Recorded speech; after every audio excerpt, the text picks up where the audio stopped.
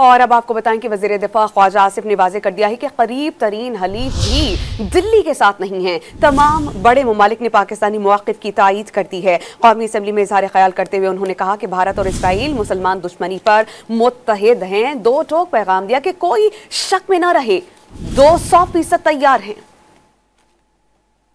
मेरा ख्याल है कि दुनिया का कोई मुल्क ऐसा नहीं है जिसके साथ हमारे जो वर्थवाइल राब्ते होने चाहिए, जिनके साथ हमारे राब्ते ना हो। स्वाय हल्की फुल्की एक दो मुल्कों ने जो है वो हिंदुस्तान की हमायत की है, बाकी सारी दुनिया या न्यूट्रल खड़ी है और कुछ हमारे दोस्त जो हैं वो बिल्कुल क्लियर कट जो है ना पाकिस्तान के साथ इस वक्त शाना बशाना खड़े हैं जो है।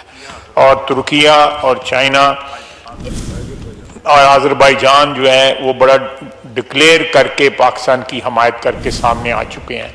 अल्लाह के फजल से पाकिस्तान में अवाम के, सियासी क़यादत के, फ़ौज के और तमाम मकतबा फ़िक्र के हौसले भी जवान हैं और उनको अपनी अफवाज पे फ़ख्र है। और इंशाअल्लाह ताला सारी कौम जो है अफवाज के पीछे जो है शीशा पलाई हुई दीवार की तरह खड़ी है।